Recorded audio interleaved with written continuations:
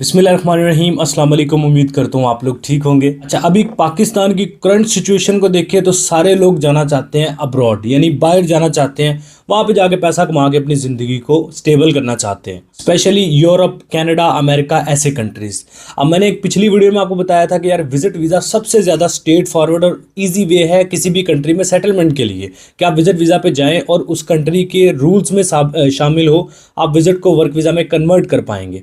तो अगर आप विजिट वीज़ा पे चले जाते हैं, आप अपने विजिट वीज़ा को वर्क वीज़ा में कन्वर्ट कर सकते हैं। मैंने ये पिछली वीडियो में आपको बताया था। लेकिन अभी सबसे बड़ी प्रॉब्लम एक और क्या निकल के आ गई कि यार अभी पाकिस्तानियों ने visit visa back to back apply करना शुरू किए हैं, तो एम्बेसीज ने प्रोसेस डिले कर दिए हैं, अपॉइंटमेंट्स नहीं मिल रही। अगर आप आज अपॉइंटमेंट अप्लाई करते हैं, सबमिट करवाते हैं, अपनी अपॉइंटमेंट लेते हैं, तो आपको 3 से 4 महीने, इवन के 5-5 महीने बाद की भी अपॉइंटमेंट्स मिल रही हैं। स्पेशली बात करें तो यूरोपियन कंट्रीज़ ने तो कसम उठा रखी है ना कि एक तो प्रोसेस भी 1-2 महीने तक डिले करके रखना है और अपॉइंटमेंट भी नहीं जल्दी देनी।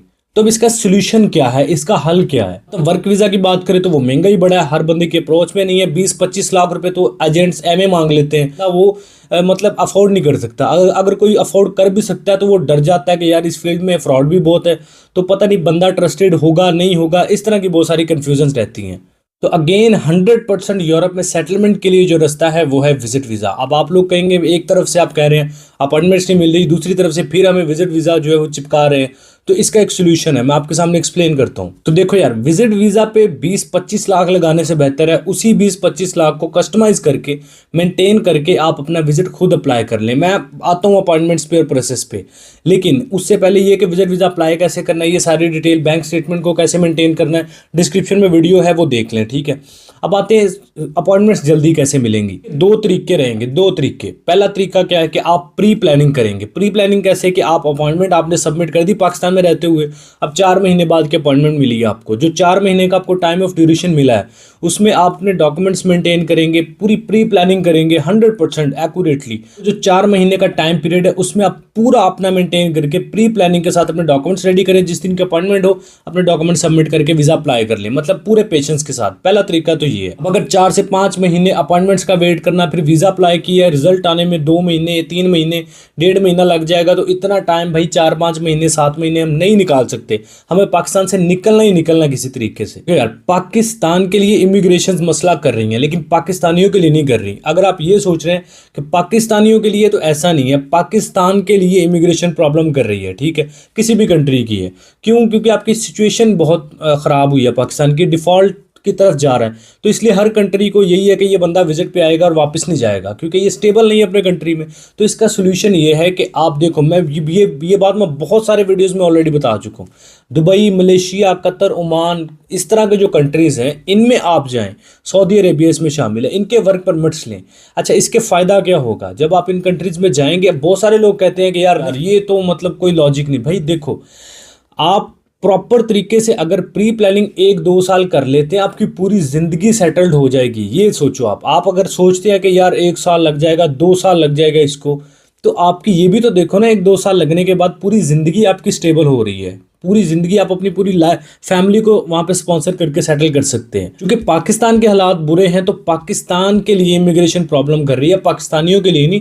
पाकिस्तानी चाहे कतर में बैठे हैं, ओमान में बैठे हैं, बहरीन में, दुबई, मलेशिया, किसी भी कंट्री में बैठे हैं, किसी थर्ड कंट्री में जो कि डेवलप है, वहाँ का वर्क परमिट आपके पास मौजूद है, तो उसके 2 बेनिफिट्स हैं। एक तो बेनिफिट ये कि आपको उस कंट्री के रूल्स के मुताबिक इमिग्रेशन देख रही है, वो ये नहीं देख रही कि ये पाकिस्तानी नेशनल है तो इसको हम पाकिस्तान के हिसाब से डील करेंगे।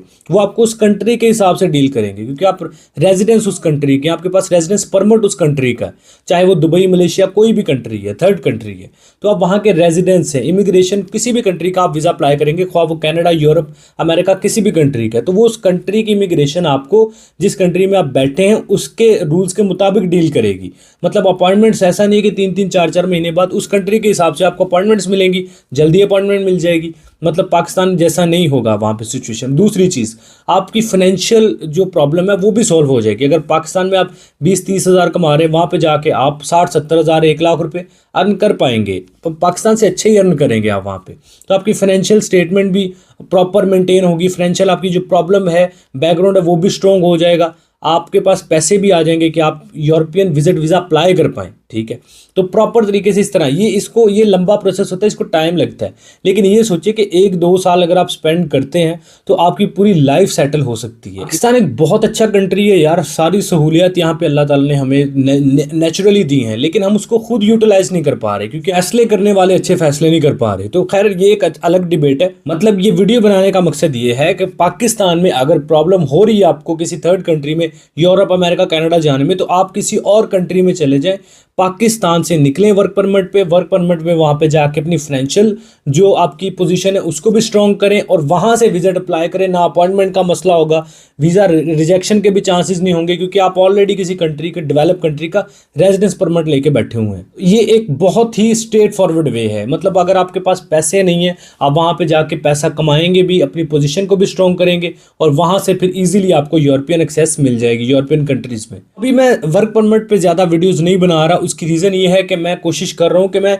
जिनके पास अमाउंट है ना कुछ और वो पाकिस्तान में बैठे हैं कि सोच रहे हैं कि यार क्या करें, तो उनको मैं एक अच्छे टिप्स दे सकूं कि यार किसी ना किसी तरीके से वो अपनी लाइफ में एक अच्छा डिसीजन ले सकें। अब कुछ बंदों के पास 5-7 लाख रुपए है, वो सोच रहे हैं कि यार अब क्या करें इसका, पाकिस्तान में बिजनेस करेंगे तो वो फ्लॉप हो जाएगा, तो अब क्या करें। तो उसका बेहतरीन सोल्यूशन यही है कि आप छोटे कंट्री का रेजिडेंस परमिट लें, वहाँ पर जाकर कोई जॉब करें और वहाँ से फिर आगे यूरोपियन कंट्रीज, कनाडा, अमेरिका की तरफ मूव हो जाएं। बाकी मैं कोशिश करूंगा कि अब जो कंट्रीज जिनको फॉरेनर वर्कर्स की ज़रूरत है, जिनको वर्कर्स की शॉर्टेज है जहाँ पे, वहाँ पे मैं जैसे फिनलैंड का मैंने आपको प्रोग्राम्स बताए, डेनमार्क के प्रोग्राम्स बताए, कनाडा के बताए, आप एवरी वीज़ा यूट्यूब चैनल पे देख सकते हैं।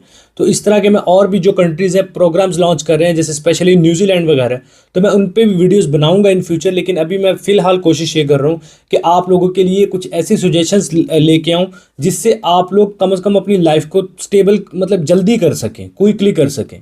अच्छा, यहाँ पे एक चीज़ मैं बता दूं कि मेरी वीडियो को सुन के फ़ौरन फैसले करने ना बैठ जाया करें। वीडियो को देख के आप प्रॉपर अपनी रिसर्च किया करें, खुद भी उस पर रिसर्च किया करें और फिर अपने डिसीजन लिया करें, क्योंकि मैं भी एक इंसान हूँ, मुझसे भी गलती हो सकती है। तो आप मेरी वीडियो को सुन के पॉइंट्स कलेक्ट करके उन पर खुद रिसर्च करके फिर अपना डिसीजन लिया करें। इंशाल्लाह मैं जल्दी वर्क परमिट्स की वीडियोस भी लेके आऊँगा आपके लिए, ताकि आप जिन लोगों के पास बिल्कुल पैसे नहीं है, वो कुछ ना कुछ मतलब थोड़ा बहुत इन्वेस्टमेंट करके वर्क परमिट पाकिस्तान से एम्प्लॉयर के साथ डायरेक्टली कॉन्टैक्ट करके कैसे ले सकते हैं, इस पर मैं वीडियोज़ इंशाल्लाह इन फ्यूचर बनाऊंगा। कि यही बेसिक सी डिटेल्स थी। वीडियो पसंद आई है लाइक करें, चैनल पर पहली दफ़ा एवरी यूट्यूब चैनल को सब्सक्राइब करके बेल आइकन प्रेस करें। अपना बहुत सारा ख्याल रखें, मिलते हैं नेक्स्ट वीडियो में। टेक केयर, अल्लाह हाफिज़।